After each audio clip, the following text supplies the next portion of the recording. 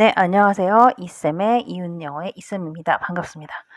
네, 오늘은 제목에서 보셨다시피 제가 20년 가까이 초등영어 강사를 하면서 느낀 점들, 그리고 20년 전의 초등학생들과 지금의 초등학생들 간의 차이에 대해서 이야기를 해보도록 하겠습니다.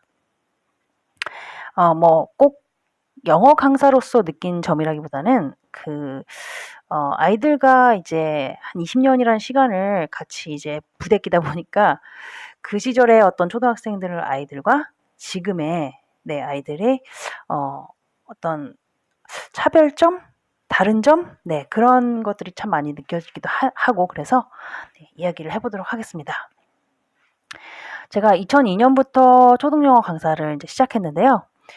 대학생 때 가외 알바까지 한 걸 이제 계산하면 20년이 넘습니다만, 프로페셔널 커리어만 얘기하면 정확히 18년입니다.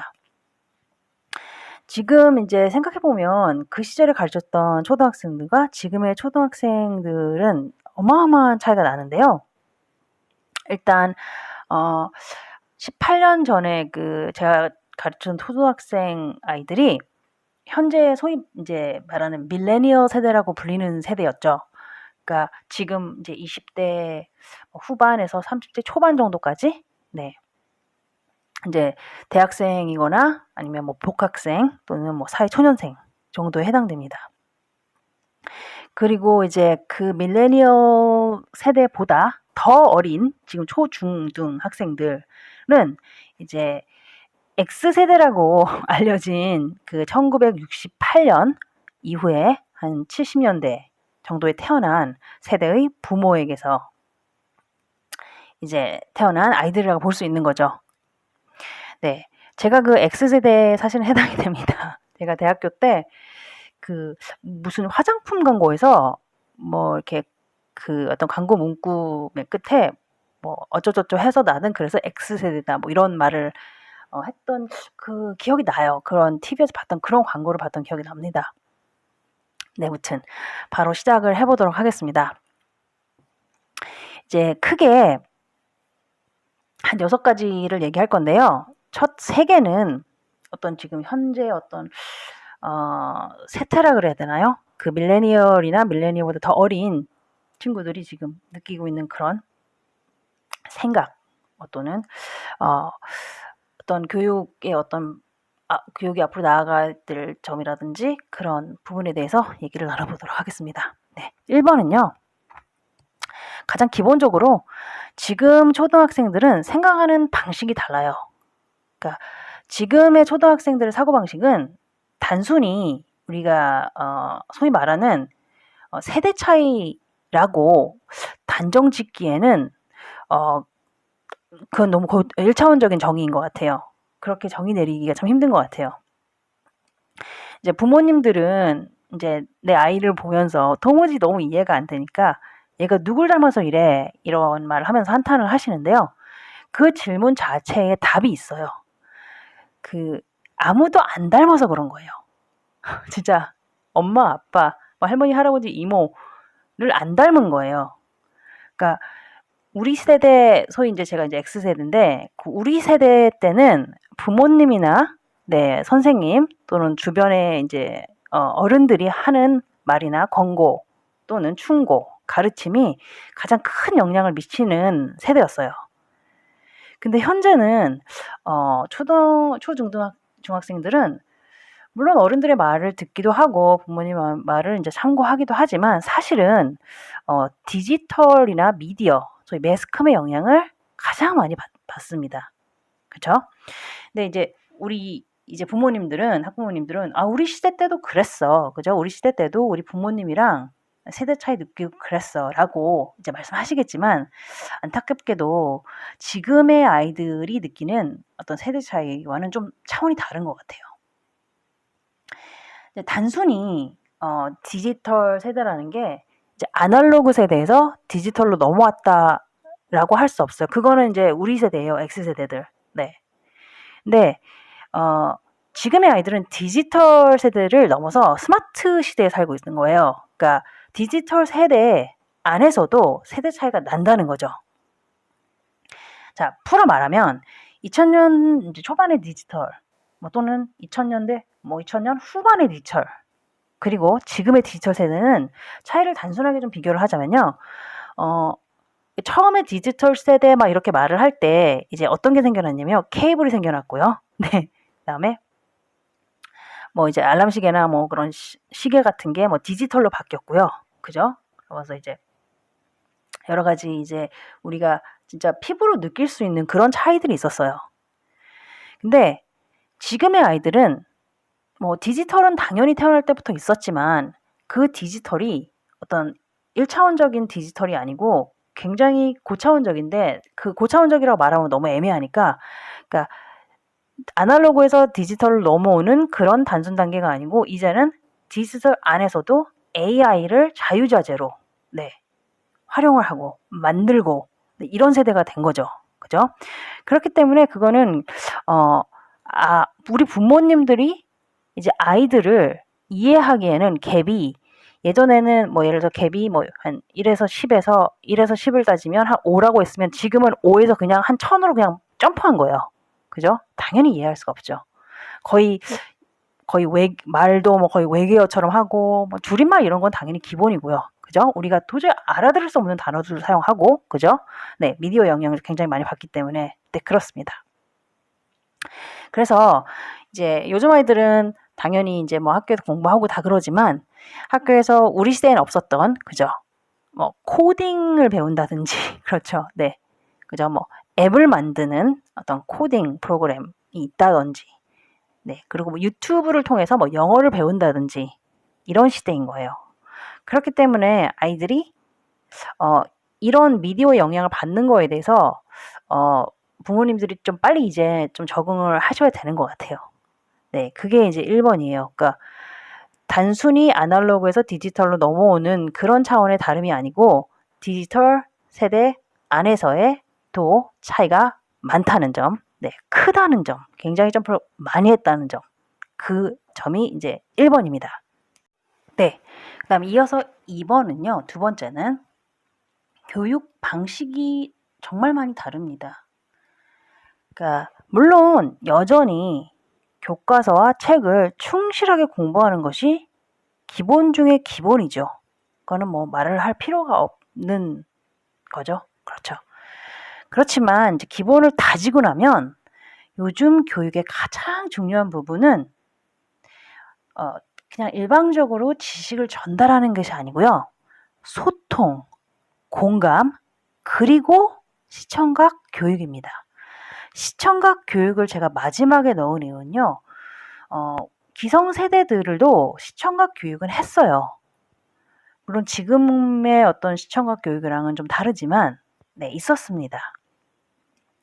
자, 일단 제가 처음에 말했던 소통, 그죠? 소통을 하기 위해서 요즘 선생님들은요. 유튜브를 공부를 해요. 단순히 즐겨보는 게 아니고요. 연구를 합니다. 요즘 아이들은 유튜브를 뭘 보는지, 그리고 유튜브 누구를 보는지, 그죠? 핫한 유튜버가 누군지, 그리고 SNS, 그죠? 소셜 미디어죠. 네, 그죠? 인스타그램이라든지 페이스북이라든지 그런 것에 가입을 해서 또 이제 어떤 분위기인지를 또 보기도 하고요. 네. 그다음에 이제 아이들과 또 이제 두 번째로 말씀드린 공감을 하기 위해서 트렌드 파악을 해야 됩니다. 그죠? 어떤 패션이 유행을 해, 연예인이 누가 잘 나가 이런 게 아니고요. 요즘 사회적인 분위기가 어떤지를 정말 그런 어떤 매체를 통해서, 미디어 매체를 통해서 파악을 한다는 거죠. 자, 그리고 시청각 교육 자료는요. 예전에는 어디 이제 사이트에 들어가서 그냥 단순히 이제 검색을 했다면 이제는 정말 그런 아까 말씀드린 유튜브라든지 인스타그램이나 페이스북 같은 데 들어가서 요즘 아이들한테 무언가를 이제 교과서적인 부분이나 뭔가를 설명을 해줘야 될 때 그런 예시를 드는 거예요. 그죠? 그러면서 이제 아이들이 너무 지루해할 수도 있으니까 이제 수업만 계속하면 연예인 이름을 넣어서 지문을 만들 때 삽입을 한다든지 이름을 그런 식으로 그렇게 조금 많은 연구를 하는데 예전처럼 이렇게 선생님들이 책만 파고드는 게 아니고 네, 그죠. 요즘의 트렌드, 사회적 분위기를 이제 찾고 그죠. 파고들고 연구한다는 거죠. 자, 그렇기 때문에 우리 아이한테 이제 내가 공부를 하라고 했는데 인터넷만 뒤진다고 핸드폰만 만지작거린다고 너무 속상해할 필요는 없을 것 같아요. 물론 이제 검색을 하는 과정에서 뭐 게임이나 어떤 그 자극적인 영상이 유혹을 받을 수도 있어요. 그러나 분명 알아야 할 것을 거기서 찾을 수도 있다는 거죠. 이제 확률적으로 아이들은 좀 유혹에 약해서 이제 새길로 빠질 확률이 높지만 필요한 자료는 검색을 해서 얼마든지 찾을 수 있다는 거죠. 네. 거기에서 약간의 이제 이게 인터넷이나 뭐 그런 미디어의 발달이 양날의 이제 칼이다 뭐 이런 이제 말씀들 많이 하시는데 그거는 네, 또 다른 차원의 얘기니까 다음에 얘기하도록 하고요. 이제 결론적으로 말씀드리면 두 번째 문제 이제 제가 말씀드린 그 교육 방식이 다르다는 점. 그러니까 미디어나 뭐 매스컴이나 그죠? 디지털 어떤 매개체의 활용은 네, 교육 분야조차도 이제 피해갈 수 없다는 거죠. 그래서 1번과 마찬가지로 좀 받아들이고 아이들이 요즘 아이들은 이렇게 공부를 하는구나. 뭐 단적인 예로 예전에는 학원을 등록했다면 그죠? 지금도 물론 학원 많이 등록하지만 인터넷 강의, 소위 인강을 듣고 난 학원 안 갈래 하는 친구들도 많다는 거죠. 그죠? 네, 이 부분은 뭐 이미 알고 계신 부분인 것 같고요. 네, 세 번째. 세 번째는요. 이제 현재 초등학생들이 대학교에 가고 이제 대학교를 졸업하고 그랬을 때 이제 그 기준으로 보면 초등학교 6학년 아이라고 했을 때 이제 얼추 한 10년, 15년 정도가 될 거예요. 뭐 중간에 유학을 간다거나 남자애들은 뭐 이제 군대를 가서 복학을 한다거나 그죠? 이제 그죠. 중학교 3년, 고등학교 3년, 대학교 4년, 그죠. 뭐 어학연수라든지 뭐 군대를 가는 것까지 생각하면 정말 길게 보면 한 10년, 15년인데요. 그때는 이미 이제 4차 산업 시대의 도래에 있는 거죠. 지금도 이제 어느 정도 4차 산업 이제 사회에 이제 발을 디디고 있는데 4차 산업 시대에 대한 얘기는 뉴스나 뭐 신문, 미디어를 통해서 많이 들어보셨죠.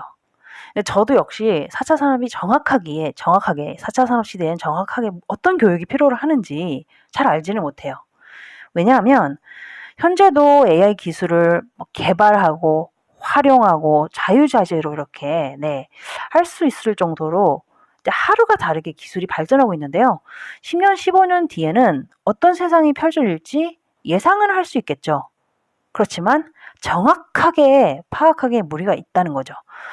빅데이터 분석이니 뭐니 하지만 그것조차도 기존에 누적된 정보에 대한 분석일 뿐이잖아요. 그리고 예측일 뿐이지 딱 이럴 것이다라고 단언할 수는 없다는 거죠. 예, 예언가가 아닌 이상, 그죠? 예언가라 해도 이런 시대를 어떻게 예측하겠습니까? 네. 그렇기 때문에 아이들한테 뭐 의사가 되라, 판사가 되라, 이렇게 단순히 말하는 건 부분에 대해서는 좀 생각해 볼 필요가 있는 것 같아요. 그러니까 향후 이제 정말 그 빠른 미래에 없어질 직업에 소위 지금까지 매우 촉망된 미래를 보장받았던 지식 노동자 직업군이 상당 부분 포함되겠어요. 그죠?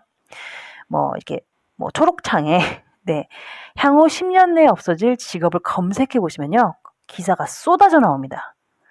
결론적으로 4차 산업시대에 살아가게 될 우리 현재 초등학생, 중학생 아이들한테는 어떤 교육이 적합한지, 그죠? 더 나아가 구체적으로 내 아이가 어떤 부분에서 두각을 나타내고 재능이 있는지, 그리고 그 재능, 그리고 그 두각을 나타내는 그 부분을 어떻게 미래에 직업적으로 연결시켜 줄 수 있는지를 파악하셔야 되고요. 지금부터 준비를 시켜 주셔야 됩니다. 어렵죠. 그렇지만 네, 이것 역시 피해갈 수 없는 부분인 거죠.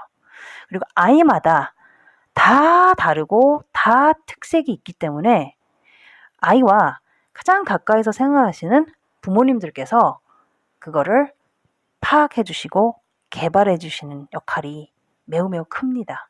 그리고 시급하고요. 그래서 그 부분에 대해서는 좀 생각을 해 주셔야 됩니다. 그러니까 학부모님들께서도 4차 산업 시대에 아이가 어떻게 살아갈지에 대해서 네, 어떤 준비를 좀 해주셔야 되기 때문에 어머님들도 공부하시고 네, 아버님들도 연구하셔야 됩니다. 네, 그렇게 말씀을 드릴 수 있겠습니다. 여기까지는 제가 이제 요즘 이제 현 세태에 대해서 이제 개인적인 이제 뭐 좀 생각을 말씀드린 거고요. 나머지 이제 세 개는요, 세 가지 이제 말씀드린 부분은 실질적으로 제가 아이들이랑 이제 수업을 하면서 이제 진짜 부딪히면서 든 생각을 제가 이제 일기장이나 뭐 다이어리 같은 데 이렇게 좀 적어 놓은 거를 좀 정리를 해봤어요. 그래서 그 정리한 내용들을요, 그 파트 2에서 만나 뵙도록 하겠습니다. 네, 여기까지가 파트 1이었고요. 내용이 도움이 되셨거나 마음에 드셨으면 좋아요와 구독 부탁드립니다. 감사합니다.